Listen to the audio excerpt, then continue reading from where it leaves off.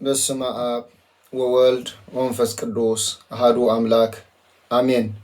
በክርስቶስ ክርስቲያን በወልድ ኸ ውልዳን መንፈስ ቅዱስ መንፈሳውያን መፍቀርቲ ናይ እመቤታችን ናይ ድና ቅድስት ድንግል ማርያም አማላድነትን ተረዳእነትን ናይ ኩሎም ሕርያን እግዚአብሔር አምላክ ተአምኑ ትከሉ ናይ እግዚአብሔር ቤተሰብ ከመይ ኣለኹም ከመይ ቀኒኹም አሜን። ስምልዑልን ህያውን ዝኾነ እግዚአብሔር አምላክና ዝኸበረን ዝተመስገነን ይኹን። ነዛዕለት ዚአን ናሰዓት ዚአን ባሪኹ ቀዲሱ ስለዝሃበና ክብርን ምስጋናን አምልኾን ውዳሴን ንዕኡ ንልዑለ ባህሪ እግዚአብሔር አምላክና ይኹን። እሺ ከም ፍቃድ አምላክ ሎሚ ድማ ናይ ምስጢረ ስጋዌ መበል 14 ክፋል ክንርኢ ኢና። ኣብ ዝሓለፈ ክፋልና ብግብሪ መንፈስ ቅዱስ ፍጹም ሰብ ከም ዝኾነ ርኢና ነርና ማለት እዩ። ሎም ከዓ ንዑ ቅፅል ኣቢልና ከም ፍቃድ አምላክ ክንሪኦ ኢና ማለት እዩ። ስለዚ ኣካላዊ ቃል ብከምዚ ዓይነት ረቂቕ ምስጢር ሰብ ኮነ እዚ ዝኾነ ኣቀዲሙ ዝነበረ መለኮታዊ መንነቱ ወይ ከዓ መለኮታዊ ኣካሉ መለኮታዊ ባህሪኡ ከይለቐቐ ምስ ስጋ ተዋሂዱ ፍጹም ሰብ ፍጹም ኣምላኽ ከም ዝኾነ እዩ ዝነግረና። ስለዚ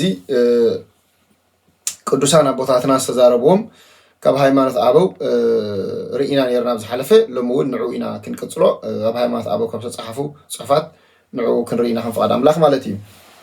ስለዚ ቅዱስ ጎርጎርዮስ ገባሬ መንክራት ተባሂሉ ዝፅዋዕ ወይ ድማ ጎርጎርዮስ ዘኖሲስ ተባሂሉ እውን ዝፅዋዕ ማለት እዩ እንታይ ኢሉ ኣሎ ብሃይማኖት ኣበው ኣብ ምዕራፍ 15 ክፍሊ 1 ፍቅዲ 3 ዝተዛረቦ ቃል ከማና ሰብ ኮነ ካብ ቅድስት ድንግል ማርያም ብዘይ ዘርኢ ዝተወልደ ሰብ ድሕሪ ምዃኑ እውን ብጎይትነቱ ፀኒዑ ዘሎ እዩ።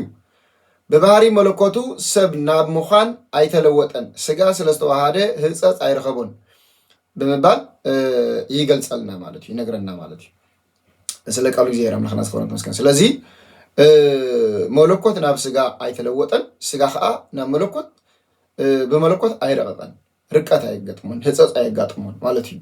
ስለዚ እንታይ ማለት እዩ እቲ ኣካላዊ ቃል ካብ ሰማይ ሰማያት ወሪዱ ኣብ ኣዴና ቅድስት ድንግል ማርያም ማፀና ኣብ ዝሓደረሉ ግዜ እቲ ምስ ኣምላኽ ዝነበሮ ማዕርነት ኣይሓደጎን ኣምላኽነቱ ናብ ሰብ ምዃን ኣይተለወጠን። እንታይ ዳ ኣምላኽነቱ ጎይትነቱ ስልጣኑ ባህሪው ኣካሉ ፀኒዑ ዝነብር እዩ። ስጋ ስለዝተዋሃደ ድማ ስጋ እውን ምስ መለኮት ምዋሃዱ እንታይ ገበረን ህፀፅ ኣይረኸቦን ህፀፅ የብሉን ወይ ድማ ምቅያር የብሉን ምልዋጥ የብሉን ምውሳኽ የብሉን ምድማር የብሉን። ስለዚ እዚኦም ትምህርታት ኣቀዲምና ርኢና እዮም ኢና ምልዋጥ ከምዘየለ ምድማር ከምዘየለ ህፀፅ ከምዘየለ ምውሳኽ ከምዘየለ እንታይ ዳ ብተዋህዶ ፍጹም ሰብ ፍጹም ኣምላኽ ካ ኮይኑ ማለት ብተዋህዶ ፍጹም ሰብ ፍጹም ኣምላኽ ኮይኑ ማለት ስለ ቃሉ እግዚአብሔር አምላክና ዝኸበረ ተመስገን ይኹን። ስለዚ ካልእ እውን ንሪኦ እንታይ እዩ ብጣዕሚ ዝገርም እዩ ማለት እዚ ፍጹም ሰብ ምዃን ሕልና ደቂ ሰባት ክበፅሖ ዝኽእል ኣእምሮ ዝሓለፈ እዩ። ደቂ ሰባት ብኣእምሮኦም ነዚ ምስጢር ተዋህዶ መርሚርካ ክብፃሕ ዘይከኣል። ስለዚ ቅዱስ ዮሴፍ እመቤታችን ቅድስት ድንግል ማርያም ጠኒሳ ምስ ተረኽበት ፈሪሑ ክሓድጋ ኣብ ዝሓሰበሉ ግዜ ኣብ ማቴዎስ ወንጌል ምዕራፍ 1 ፍቅዲ 20 ዘሎ ቃል ተመልኪትና ዮሴፍ ወዲ ዳዊት ንሕፀይትኻ ማርያም ጠኒሳቶ ዘላ ብግብሪ መንፈስ ቅዱስ እዩ ስለዚህ ንምውሳዳ ኣይትፍራሕ ኢሉ ስለዚህ እዚ ኩሉ ብግብረ መንፈስ ቅዱስ ተኸናውን እዩ ብዓቕሚ ደቀ ሰባት ክብፅሕ ዝኽእል ኣይኮነ ስለዚህ ካብ ዓቕምና ንላዕሊ ስለ ዝኾነ እዚ ብግብሪ መንፈስ ቅዱስ ዝተፈጸመ እዩ ማለት እዩ ስለ ቃሉ እግዚአብሔር አምላኽና ዝኸበረን ዝተመስገን ይኹን ስለዚህ ቅዱሳን አቦታትና ዝመሃሩና ዝነገሩና ዘጽንዑና ተዋህዶ ብተዋህዶ ፍጹም ሰብ ኮነ ዝብል እዩ ፍጹም አምላኽ ፍጹም ሰብ ስለዚህ ናይ ሰብአዊ መንነቱ ከይሓደገ ናይ አምላኻዊ መንነቱ ከይሓደገ ክልተ መንነት ወይ ድማ ክልተ ባህሪ ኣብ ሓደ ባህሪ ማለት እዩ ክልተ አካልካ ኣብ ሓደ አካል ማለት እዩ ስለዚህ ድሕሪ ተዋህዶ ምፍልላይ የለን እዚ ዝተፈልየ እዚ ንስጋ እዩ እዚ ከዓ ንመለኮት እዩ እዚ ንመለኮት እዩ እዚ ንስጋ እዩ ዝበሃል የለን ማለት እዩ ስለዚህ ድሕሪ መለኮት ሓደ ጎይታ ዳ እምበር ክልተ ወይ ከዓ استفعله إلنا كنزاربولو أي نخيلن مالتي. سلزي أكلوا قال بتوهادو سب مسكونة أقدم متسوي لزي فلت أسمات ناي جبر أسمات تايلو بتسوعو ناي توهادو ناي جبر أسمات كن ريكم في آدم لاخ مالتي. سلزي نريوم كاتيلنا نريو ناي توهادو ناي جبر أسمات زبيني. سلزي ناي جبر أسمات إلا كن تسوع كلنا كدمس سجام الباسو زي تسوع علهم سجام مثل بسجن زي تسوع علهم مالتي. سلزي نعم كريم كلنا زي كن رخلنا أول نيناي يو زسمزي نيناي نمني توهيبو زبل حطو أبو عمرنا كم تسكهلالو نعمت أمانوئيل زبل هيلنا أمانوئيل نري أمانوئيل زبل ماتيو سونجل معرف عدد فقط 10 سلسلة زلك قال نري ويكا ماتيو إسياس معرف شو عاطف ولا 10 تخلط تصحيح له مالك ويا بإسياس معرف شو عاطف ولا 10 4 ويكا ماتيو سونجل معرف حدا فقط 10 سلسلة ما توتي إسياس أقدم مستنبيتن بيت ماتيو سكت تفتصيميو إلنا مالك ስለዚህ ኢሳያስ እንዳይለ ስለዚህ እግዚአብሔር በዓሉ ትእምርት ከበኩም ኖ ድንግል ክትጠንስያ ወድኻት ወልድያ ስሙኻ አማኑኤል ክትሰሚያ ኢሉ ተነቢነሩ እዚ ትንቢት እዚ ድማ በእመቤታችን ቅድስት ድንግል ማርያም ፍጻሜ ረኺቡ ምክንያቱ ንጎይታ ዓለም ኢየሱስ ክርስቶስ ብምውላዳ ስለዚህ ኖ ድንግል ክትጠንስ ወዶን ክትወልድያ ስሙ አማኑኤል ክብልዎ እዩ ትርጉሙኻ አምላኽ ምሳናይ እዚ ተፈጽም ይብለናሎ ማቴዎስ ወንጌል ምዕራፍ 1 ቁጥር 13 ስለዚህ እዚ አማኑኤል ተባይሎ ፀውዑ ዘሎስ ንመለኮት ወይስ ንስጋይ ኢማጂን ንግበር ማለት ነው ስለዚህ ንስጋ ከምዚ መለኮት ከምዚ ኢልና ክንፈልዩ አይንኽል እንታይ ዳ ስጋ ዝተዋሃዶ መለኮት ዝተዋሃዶ ስጋ ፍጹም ሓደ አካል ሓደ ባህሪ በመዃን አማኑኤል ዝብል ስያሜ ሒዙ ማለት እዩ አምላኽ ምሳና እዩ አምላኽ ሰብ ኮይኑ ማለት እዩ ካልእ ትርጉም ይብሉ አምላኽ ሰብ ኮይኑ ነቲ ዝወደቀ ስጋ አኽቢርዎ ማለት እዩ ناتي بحاتيات مخنيات كاب أملاخ تفليو زنبرة أملاخ زي أمن زنبرة مس أملاخون زمدنا زي نبورو سجا إجزاء تواهيدو بملكوت تواهيدو فوتسم سبن فوتسم أملاخن بمخان نزل سجازي أخبروه نبلا الله سلك قالوا زي أملاخ ناس خبر أنت مسكين بخلاي درجة نريو يسوع زبدي لا إلا يسوع زبدي يسوع مالك بقى قريب ترجمه مدهاني مالتي ስለዚህ አካላው ቃል በተዋህዶ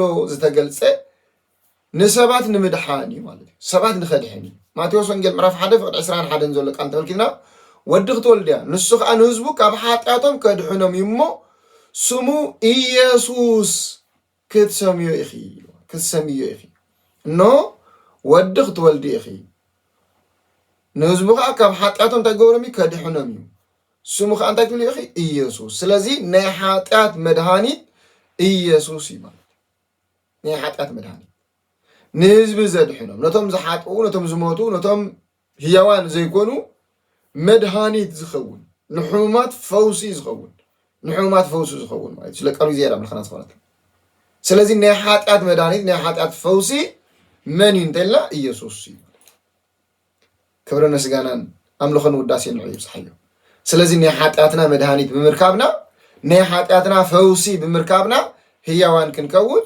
ክኢልና ለምኽን ክንምስክር በቂዕና ማለት እዩ ስለቃሉ ጊዜ ኣምላኽና ዝኸበረን ተመስገን ይኹን ስለዚ ሰባት ከድሑን ይኽእሉ እዮም ክፍውሱ ይኽእሉ እዮም ከም ናይ ኢየሱስ ክርስቶስ ገይሩ ክፍውስ ዝኽእል ፈውሲ ክኸውን ዝኽእል መድሃኒት ክኸውን ዝኽእል ግን የለን ሰባት ክፍውሱ ከለዉ ባዕሎም መድሃኒት ስለ ዝኾኑ ይኮን ኣብ ሕክምና ኸይድና ሰባት መድሃኒት ዝፍውስና ብመድሃኒት መድሃኒት ብምሃብ እዮም ባዕላቶም ግን መድሃኒት ክኾኑ ኣይክእሉን ቅዱሳን እውን መላእክት እውን ቅዱሳን እውን ንዓና ከድሑና ከለዉ መድሃኒት ብምሃብ እምበር ባዕላቶም መድሃኒት ኮይኖም ኣይድሓኑናን ማለት እዩ። ባዕላቶም መድሃኒት ኮይኖም ከድሕኑና ኣይኮኑን። ጎይታና ግን ኢየሱስ ክርስቶስ ግን ባዕሉ መድሃኒት ኮይኑ ኣብዚ ዓለም ሓድሽ ግብሪ ገበረ እዩ። ሓድሽ ግብሪ ብፍጹም ቅድሚ ሕጂ ተራእዩ ዘይፈልጥ ድሕሪ ሕጂ እውን ዘይርአ ኣብ መርዑኡ ስግኡ ኣብ መርዑኡ ደሙ ዝህብ ኣይተራእየን ኢሉ ንሕሙማት መድሃኒት ክኸውን ስግኡ ደሙ ዝህብ ኣይተራእየን የለን። ስግኡን ደሙን ዝህብ የለን ኣይተራእየን ማለት እዩ። ስለዚ መድሃኒት ኢየሱስ ክርስቶስ መድሃኒት እዩ። ስለ ቃሉ እግዚኣብሔር ኣምላኽና ዝኾነ ነቢይ እግዚኣብሔር ኢሳያስ እንታይ ኢሉ ነይሩ መሲሉ ኣብ 45:17 ብዙሕ እንዲ ብዙሕ እዩ ዝተባሃለ ኣብ ብሉይ ኪዳን ዝተነበየ ትንቢት ኣዝዩ ብዙሕ እዩ። ትኾነ ግን ገሊኡ ኢና ክንሪኦ ዝግባአና ፍርቁ ገሊኡ ኢና ክንሪኦ ንኽእል ማለት እዩ። ስለዚ ኢሳያስ 45:17 እንተሪኢና ንኣብነት እስራኤል ግና ብዘለኣለማዊ ምድሓን ብእግዚኣብሔር ክድሕን እዩ ህዝቡ ድማ ንዘለኣለም ኣይክሓፍሩን ኣይክዋረዱን እዮም ይብለና። ኣይክሓፍሩን ኣይክዋረዱን። ስለዚ ምሕፋርን ምውራድን ብሓጢኣት ምኽንያት እዩ ዝመፅእ። ሰባት ሓጢኣት ኣብ ዝገበሩሉ ግዜ ምሕፋርን ምውራድን ኣዳም ሓጢኣት ምስ ገበረ ሓፈረ ተዋረደ እዩ ዝብለና ማለት እዩ። ስለዚ ካብኡ ዘለዓለማዊ ዝኾነ ምድሓን ዘለዓለማዊ ንዘለዓለም ዝመውት ንዘለዓለም ብሓጢኣት ከይነብር ብዘለዓለም ምዉት ኮይኑ ከይነብር ፈውሲ መድሃኒት የድልዮ ማለት እዩ። እዚ መድሃኒት እዚ ከዓ መን ይበሃል? ኢየሱስ ይበሃል። እዚ መድሃኒት እዚ ኢየሱስ ይበሃል። ሉቃስ ወንጌል ምዕራፍ 2:11 እንታይ እዩ ዝብል? እቲ መልኣኽ ድማ እንሆ ሎሚ መድሃኒ ኣብ ዓዲ ዳዊት ተወሊድልኩም ማለት ስለ ዘሎ ኣይትፍርሑ ንሱ ከዓ ክርስቶስ ጎይታ እዩ ኢሎም። እቲ መድሃኒት ኢየሱስ እዩ ኢሎም። እቲ ኣብ ዓዲ ዳዊት ተወሊድልኩም ዘሎ መድሃኒት ኣብ ቤተልሔም ዝተቐመመ መድሃኒት ኣብ ማርያም ኣብታ ናይ መድሃኒት መቐመሚት ተባሂላ ኣብ ማህፀና ዝተቐመመ መድሃኒት ብተዋህዶ ሰብ ዝኾነ መድሃኒት ንሱ ሎሚ ተወሊዱሎ። እቲ ኣብ ማህፀን ቅድስቲ ድንግል ማርያም ብኣብ ዝተላእከ ብመንፈስ ቅዱስ ዝተኣልመ ወልዲ ኢየሱስ ክርስቶስ ምስ ስጋ ተዋሂዱ ብግብሪ መንፈስ ቅዱስ ዝተኣመመ መድሃኒት ንዓለም ፍጹም መድሃኒት ዝኸውን ንዓለም ብፍጹም መድሃኒት ክኸውን ዝኽእል ተወሊድልኩም ኣሎ ይትፍርሑ ኢልና ማለት እዩ። ስለዚ ፍርሓት ካባና ረሒቑ ማለት እዩ። ስለዚ እዚ ኢየሱስ ዝብል ስምሲ ንመን እዩ? ንመለኮት ወይስ ንስጋ ኢልና ሓታ ኣለና ማለት እዩ።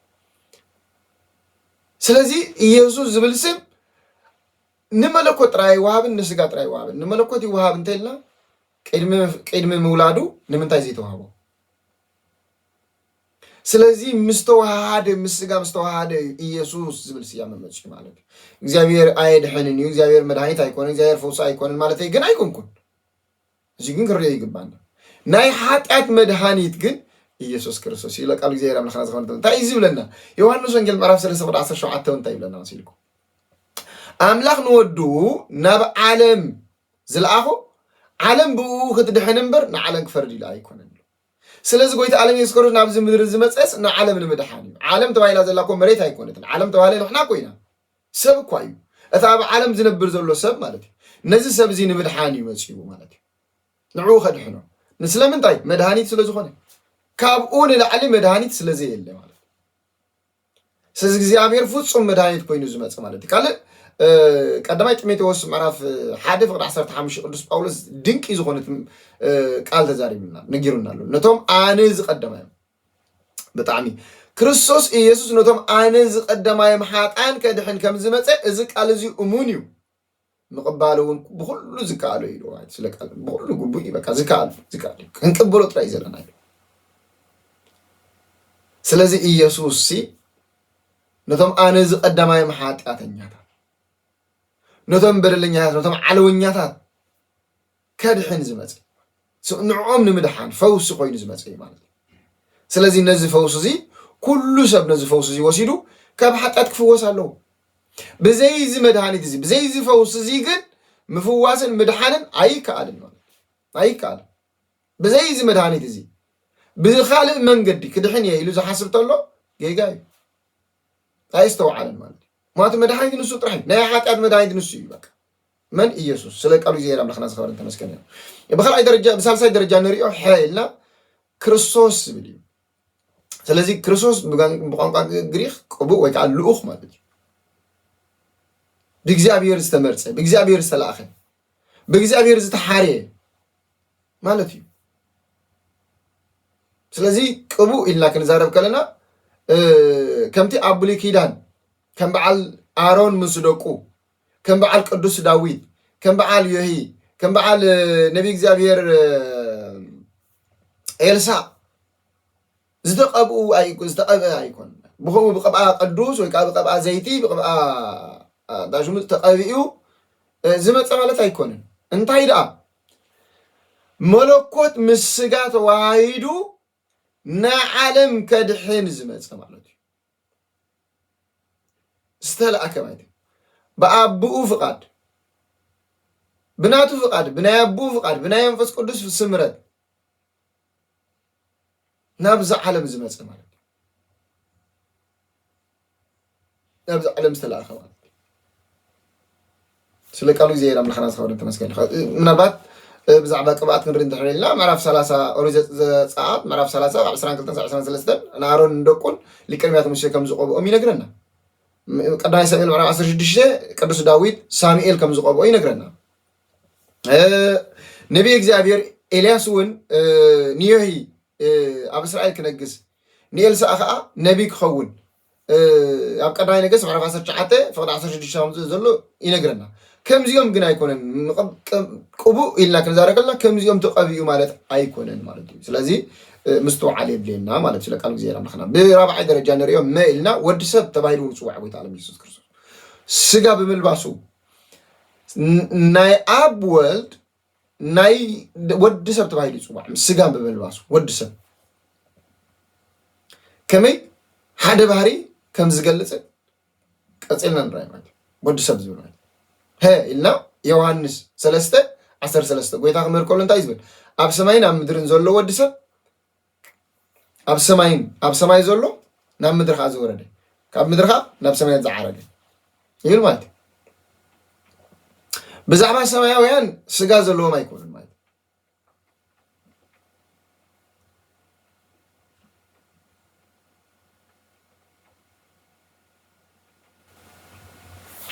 ሕጂ ብጀካት ኣብ ሰማይ ዘሎ ናብ ምድሪ ከዓ ዝወፀ ካብ ምድሪ ከዓ ናብ ሰማይ ዝዓረገ ወላ ሓደ የለን ስለዚ ኒቆዲሞስን ኣብዚ ግር ኢልዎ ማለት እዩ ከስተውዕል ኣይከኣል ኒቆዲሞስ ማለት ስለዚ ኣብ ሰማይ ቅዱሳን ኣለዉ ኢሉ ይኣምን ካብዚ ምድሪ ዝኸዱ ግን ካብ ሰማያት ኣይመፁን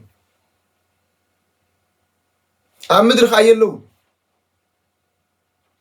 ኣብ ምድሪ ከዓ የለዉ ከመይ ኢሉ ደኣ ክኸውን ይኽእል እዩ ኮይኑ ከመይ ኢሉ ደኣ ክኸውን ይኽእል ስለዚ ካብ ሰማያት ዝመፀ ምስ ስጋ ብምዋሃዱ ወዲ ሰብ ተባሂሉ ማለት ስለ ቃሉ እግዚኣብሔር ኣምላኽና ዝኸበረ ተመስገን ካልእ ጎይታ ሰንበት ተባሂሉ እውን ይፅዋዕ ጎይታ ዓለም ኢየሱስ ክርስቶስ ወዲ ሰብ ጎይታ ሰንበት እምበር ሰንበት ጎይታ ወዲ ሰብ ኣይኮነን ሰንበት ኩሉ ግዜ ሰባት ንሰንበት ከኽብርዋ እዮም ተኣዚዞም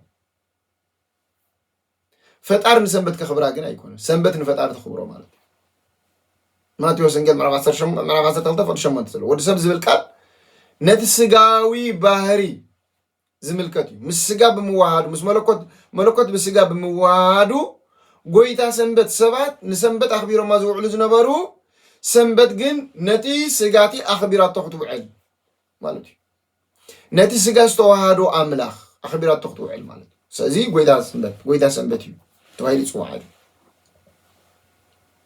ካልእ ወዲ ሰብ ሓጢኣት ክሓድግ ስልጣን ኣለዎ ተባሂሉ ተነጊሩ ስለዚ ወዲ ሰብ ዝብል ስያሜ ንጎይታ ዓለም ኢየሱስ ክርስቶስ ስለዚ ወዲ ሰብ ስልጣን ሓጢኣት ክሓድግ ስልጣን ኣለዎ ተባሂሉ ማቴዎስ ወንጌል ምዕራፍ 9:6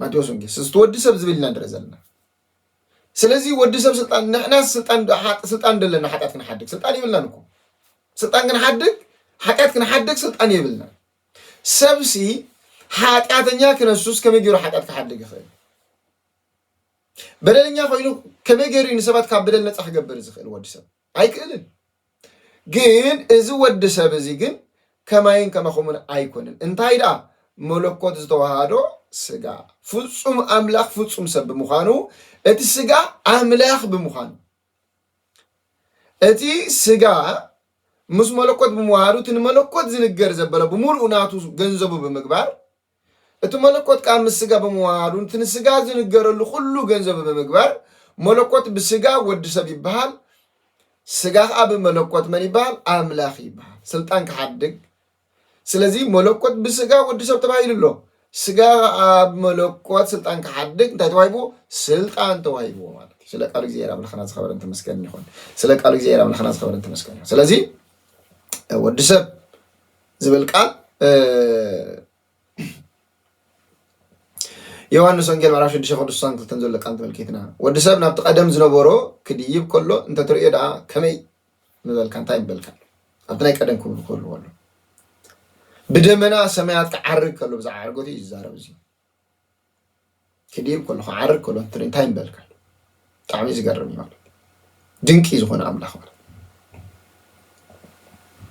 سلازين أبت قدم زنبورك بحال كله قدم أب سمعت كم زنبر إذا نقرنا من قال أب سمعت إلا كذا قالنا مدري سماي زفاني مدري مرقت أقرأ كل زابير أب سمعت رأيت وسنين نبر مالت رايكون جن بعمل الكسبات እግዚአብሔር ኣብ ሰማያት ኣሎ ኢልና ስለንሓስብ ዝፋን ኣምላኽ ኣብ ሰማያት ኣሎ ስለንብል ስለዚ ናብ ዝባን ግብሩ ክምለስ ከሎ እንተትርኢ እቲ ምስ ስጋ ዝተዋሃደ ናይ ስጋ ስራሕ ሰሪሑ ፈፂሙ ወዲኡ ተፈፀመ ኢሉ ካብዚ ምድሪ ናብ ሰማያት ክዓርግ ከሎ ክንሪኦ ከለና ስለዚ ስጋ ኣብ የማን ሓይሊ ኣምላኽ ተቐሚጡ ኢልና ክንዛረብ ከለና ብመለኮታዊ ስልጣን ምቕማጥ ማለት ስጋ ብመለኮታዊ ስልጣን ምቕማጥ ማለት ስለ ቃሉ እግዚአብሔር አምላኽና ዝኸበረን ተመስገን ይሁን ስለዚ ነዚያ ቀጽል አቢልና ዝቅጽል ዘሎ ክንሪኣ ኢና ንሎሚ ኣብዚያ ክተኣኽለና እያ እሞ ኣብ ዝቅጽል ዘሎ ምዕራፍ መበል 12 ክፋልና ክንሪኣ ኢና ስብሃት ለእግዚአብሔር ለወላዲቱ ድንግል ለመስቀሉ ክቡር ተአኮት ወይሰባህ ስሙ ለእግዚአብሔር አምላክነ ወትሩ በኩሉ ጊዜ ወበኩሉ ሰዓት አሜን